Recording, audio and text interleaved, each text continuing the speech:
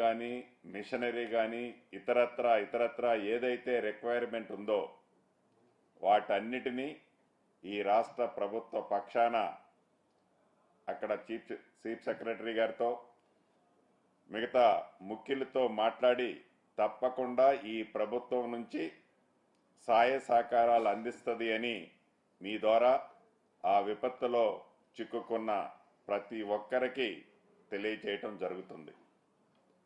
ప్రధానంగా ఎన్నికల మేనిఫెస్టోలో ఏదైతే చెప్పిన దాంట్లో భాగంగా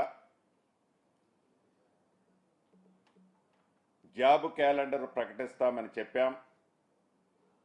రేపు అసెంబ్లీ సాక్షిగా జాబ్ క్యాలెండర్ను ప్రకటించబోతున్నాం.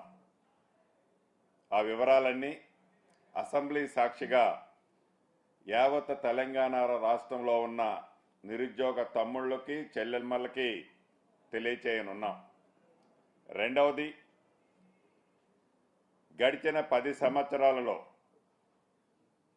ఆనాటి రాష్ట్ర ప్రభుత్వం ఏదైతే పేదవాడి కష్టాల్లో పాలు పంచుకునే దాంట్లో మాటలకే పరిమితమైంది తప్ప చేతల్లో ఏమి చేసింది అనేది ప్రత్యేకంగా చెప్పనవసరం లేదు. ఈ కేబినెట్లో గతంలో ఏదైతే ఎన్నికల్లో మేము చెప్పిన దాంట్లో భాగంగా తెల్ల రేషన్ కార్డులతో పాటుగా ఆరోగ్యశ్రీ కోసం ఆరోగ్యశ్రీ కార్డులని విడివిడిగా ఇవ్వాలి అనేది ఈ రాష్ట్ర ప్రభుత్వం కేబినెట్ నిర్ణయించింది. దీనికి సబ్ కమిటీలో 3 మంత్రులతో ఒక సబ్ కమిటీ ఏర్పాటు చేయడం జరిగింది. పౌర సరఫరా శాఖ మంత్రివర్యులు ఉత్తమ్ కుమార్ రెడ్డి గారు, అదే రకంగా ఆరోగ్య శాఖ మంత్రివర్యులు దామోదర్ రాజనరసింహ గారు, రెవెన్యూ శాఖ మంత్రిగా నేను ఈ సబ్ కమిటీలో ఉంటాం. వీలైనంత తొందరలో ఈ సబ్ కమిటీ రిపోర్టు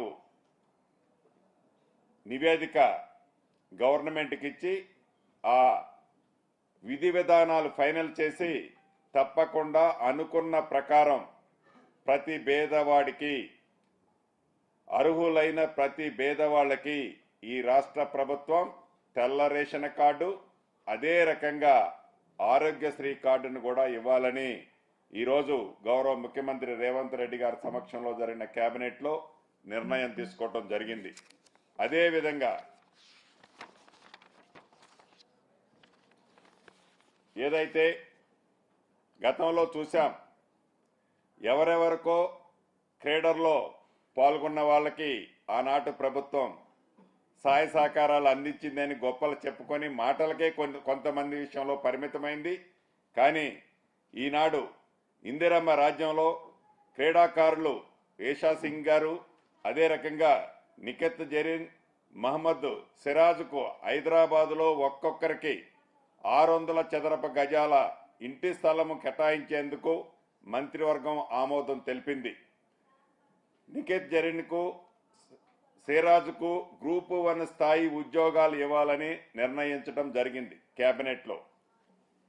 అదే రకంగా విధి విధానాల్లో మరణించిన ఇంటెలిజెన్సీ డీజీ రాజీవ్ రతన్ గారి కుమారుడు హరిరతన్కు మున్సిపల్ కమిషనర్ ఉద్యోగం ఇవ్వాలని కేబినెట్ నిర్ణయించడం జరిగింది.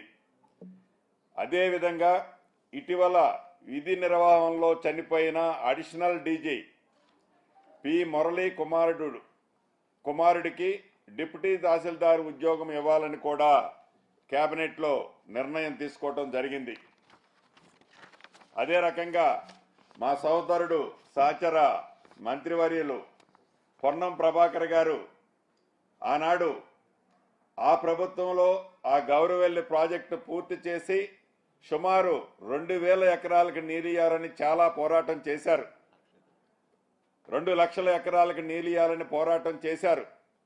కానీ ఏది పోరాటం చేసినా ఆర్భాటాలే చేసింది తప్ప ఆనాటి ప్రభుత్వం నిజంగా రైతన్నలు ఆదుకునే దాంట్లో వారి చిత్తశుద్ధి ఏందో మనకి తెలియంది కాదు.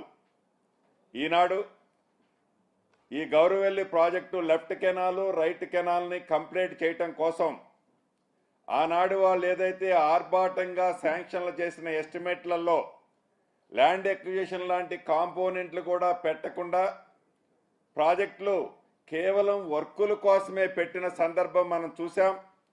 ఈనాడు ఈ ప్రభుత్వం ఆ గౌరవెల్లి ప్రాజెక్టుకు సంబంధించిన రివైజ్డ్ ఎస్టిమేటు సోదరుడు పొన్నం ప్రభాకర్ గారు పట్టుపట్టి గౌరవ ముఖ్యమంత్రి గారిని కేబినెట్ని ఒప్పించి 2 లక్షల ఎకరాలకి సాగులో తీసుకొచ్చి ఈ ప్రాజెక్టుకి సంబంధించిన రివైజ్డ్ ఎస్టిమేట్ని ఈ కేబినెట్లో ఆమోదించడం జరిగింది.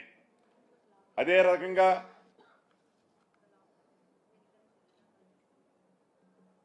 ఇటీవల